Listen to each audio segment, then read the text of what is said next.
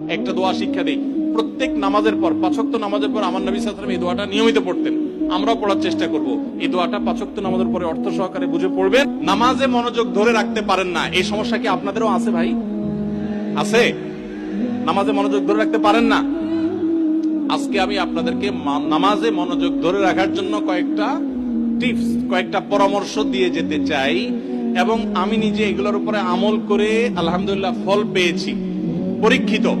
এরকম আমলগুলোর মধ্যে ১ নম্বর হলো, ভালো করে শুনেন, ১ নম্বর হলো চোখের হেফাজত করবেন। চোখের, মোবাইলে বা বিভিন্ন ভাবে চোখ দিয়ে হারাম জিনিস দেখেন, মেয়েদের ছবি দেখেন, ফিল্ম দেখেন, নাটক দেখেন, বিভিন্ন হারাম জিনিস দেখেন, এটা আপনি বন্ধ করেন। পরীক্ষামূলক ১ মাসের জন্য আপনি একটু চোখের রোজা করেন, আত্মনিয়ন্ত্রণে করার চেষ্টা করেন। যেই পুরুষ নিজেকে নিয়ন্ত্রণ করতে পারে না, সে আবার কিসের পুরুষ, সে আবার কিসের যুবক? নিজেকে নিয়ন্ত্রণ করার চেষ্টা করেন, এবং চোখের হেফাজত যদি আপনি করতে পারেন, আমি আপনাকে লিখিত দিতে পারি, টানা যদি আপনি দীর্ঘদিন আপনি এই কাজটা করেন, ইনশাআল্লাহ আপনি নামাজ এবং যে কোনো ইবাদতের স্বাদ পাবেন। শুরু করবেন অন্তত। দ্বিতীয়ত, হারাম উপার্জন ছাড়তে হবে। কি ছাড়তে হবে? হারাম খাওয়া ছেড়ে দেন, হালাল খাবার গ্রহণ করেন। এটাও ইবাদতে মনোযোগ সৃষ্টি করতে সহযোগিতা করে। তৃতীয়ত, নামাজের জন্য বিশেষ করে বলতে চাই, এই যে পয়েন্টটা এখন বলতেছি নামাজের মধ্যে, এইটা যদি করেন আর আপনি মনোযোগ না আসে, আপনি আমাকে ব্যক্তিগতভাবে জানায়েন যে আপনি ভুল বলে আসছেন। আমি আলহামদুলিল্লাহ এটার উপরে নিজে 100% উপকারিতা পেয়েছি, অনেককে পরামর্শ দিয়ে তাদের মধ্যে উপকারিতা পেয়েছি। সেটা হলো নামাজের টাইমিংটা বাড়িয়ে দেন, অর্থাৎ দীর্ঘ সময় নিয়ে নামাজ পড়েন।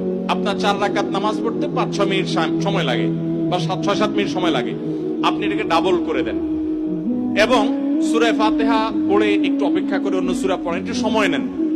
একইভাবে রুকুতে গিয়ে একটু লম্বা সময় ধরে তাসবিহ, সাধারণত আপনি 3 বার তাসবিহ পড়েন, এবার আপনি 6 বার 7 বার পড়েন, 9 বার পড়েন, আরো বেশি করে পড়েন, একটু সময় বেশি নেন।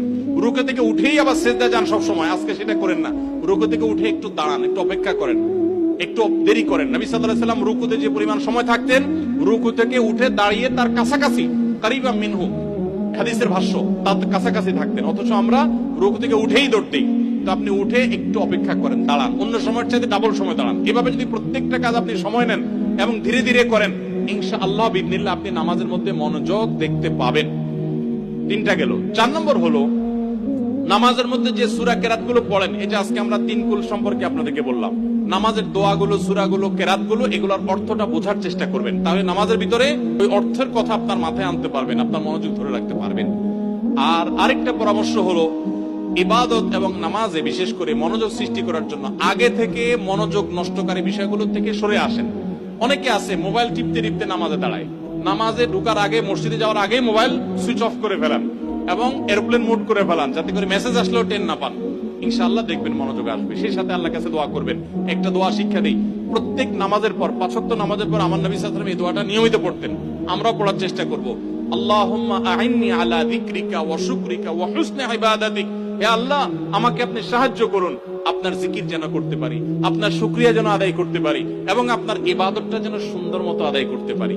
এই দোয়াটা ৫ ওয়াক্ত নামাজের পরে অর্থ সহকারে বুঝে পড়বেন, ইনশাআল্লাহ আপনার নামাজে আপনি মনোযোগ ধরে রাখতে পারবেন। আল্লাহ আমাদের সবাইকে তৌফিক দান করুন।